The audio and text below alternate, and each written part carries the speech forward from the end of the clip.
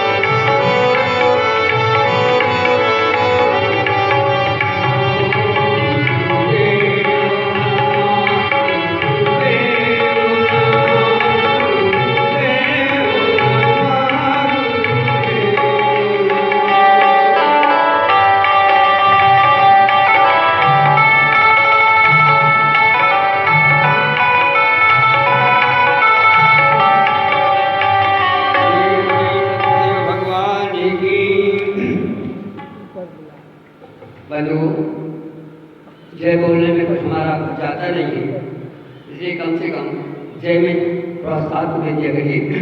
बोलिए वृंदावन बिहारी लाल की। हरि ओम। आइए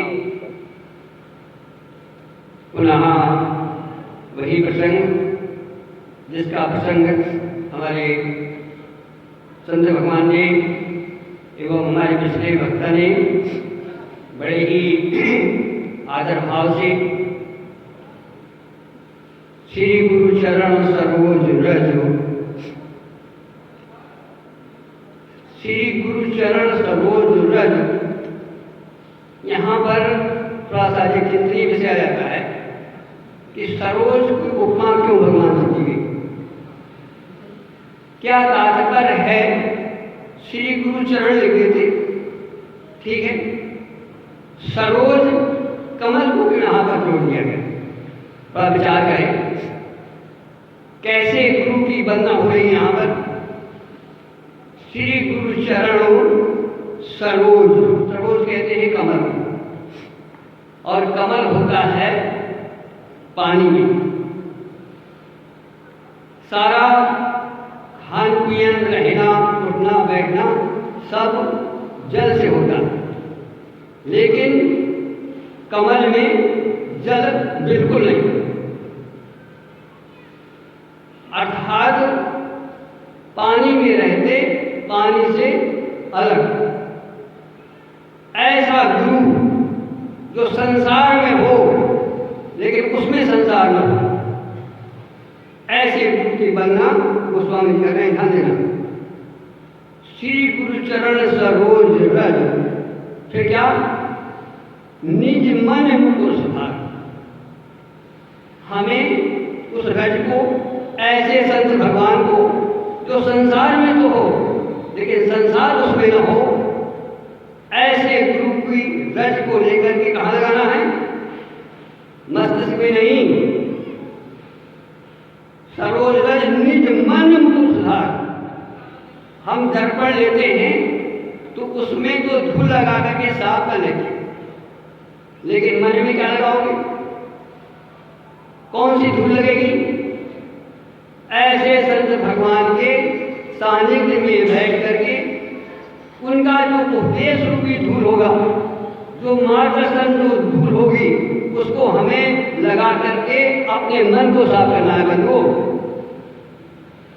आप प्रश्न उठता है कि वो संत कहाँ मिलेंगे जो संसार से रहे और संसार उनमें न हो। यदि हम आपको नहीं मिल पाता तो उनकी वाणी हमारे समक्ष रखी हुई है। ये शास्त्र क्या है, ऐसे गुरुओं की वाणी है, जिसको सुन करके समझ करके हमें अपने मन को सुधार करके उस मन में आत्मदर्शन करना है।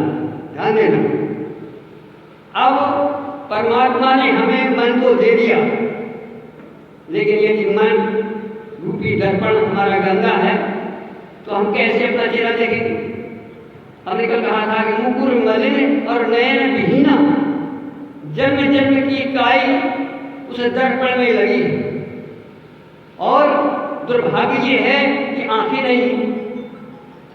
तो हमारे पास क्या हो कि दर्पण हो लेकिन साफ, और आंख हो, तब हम अपना दर्शन जैसे दर्पण में साफ करके कर लेते हैं, ऐसे ही जब तक हमारा मन में हम गुरु का उपदेश, गुरु का सानिध्य लगा करके और आंखें खोल करके, आंखों को खुलवा करके, आंखों का ऑपरेशन करके गुरु का के द्वारा हम अपने आत्मदर्शन का प्रयास करें। आइए, दर्पण मिल गया, परमात्मा ने दे दिया। पहली शर्त यह है कि हमें दर्पण साफ करना है। दर्पण साफ हो गया कैसे, अभी विज्ञान ने कहा, बारी मध्य कृत होए वर सिकता दे वर तेल और बिना हरि भजन न हो करिए। ये सिद्धांत, अर्थात जब तक हम भगवान का भजन, और भजन का तात्पर्य होता है सेवा और सुमरन। ध्यान देना, मुख में हो राम नाम और जन सेवा हाथ में, तब है तू अकेले नाही प्यारे राम तेरे साथ। हम भजन तो करते हैं लेकिन जन सेवा नहीं करते, बस इसलिए वो साफ हमारा हो नहीं पाता। इसलिए पहला है कि यदि हमें अपने मन को साफ करना है और अपना आत्मदर्शन करना है तो शर्त है कि सेवा और सुमरन। चलो किसी तरह से हम आपने साफ कर लिया। अब आगे दूसरा विषय क्या है, यदि दर्पण ऐसे हिलता हो तो बताओ देख पाओगे? इसके लिए आवश्यक है कि स्थिर होना चाहिए। और स्थिर कैसे होगा? स्थिर बिना ध्यान के, बिना एकाग्रता के, बिना भगवान के भजन में, बिना भगवान के डूबे मन में, राम में नहीं हो सकता।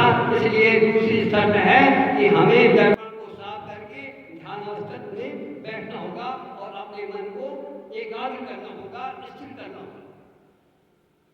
और चले तीसरी शर्त यह है कि आपने किसी तरह से, चलो भाई कथा सुन करके अपने दर्पण साफ कर लिया, ध्यान करके आपने स्थिर कर लिया, अब नेत्र होना चाहिए।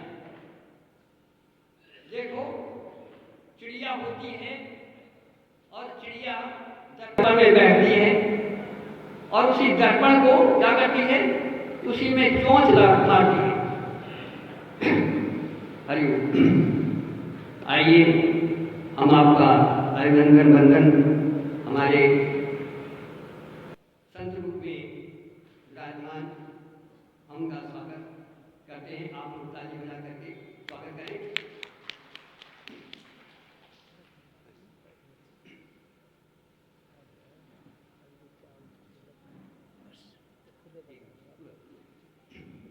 गुरुदेव नमः, गुरुदेव नमः। बोलिए एक बार स्वागत कर लीजिए। गुरुदेव के रूप में आज हमारे समक्ष हमारे आदरणीय भाड़ी जी आ रहे हैं। एक बार उनके अभिनंदन में स्वागत में गुरुदेव नमः, गुरुदेव नमः।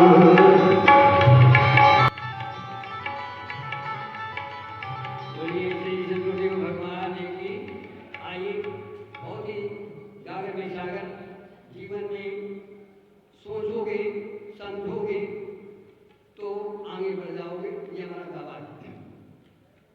आइए तीसरा विषय है कि हमारे पास दर्पण भी है, साफ भी है, स्थिर भी है, अब हमारा चेहरा भी बन रहा है। ध्यान देना, जब आपके सामने दर्पण होगा, साफ होगा और स्थिर होगा तो क्या होगा, हमारा दर्शन उसमें होगा कि नहीं होगा? और उस दर्शन में, उस दर्पण में जो हमारा प्रतिबिंब बनेगा, यदि हमारी आंख ना हो एक बार, और आंख भी भगवान ने दे दी, लेकिन यदि ज्ञान ना हो कि यही मैं हूं तो बोलो क्या फायदा होगा? एक चिड़िया बैठती है दर्पण में और उसी में चोट मारती है, क्यों? इसलिए उसे ये पता नहीं कि यही मैं हूं।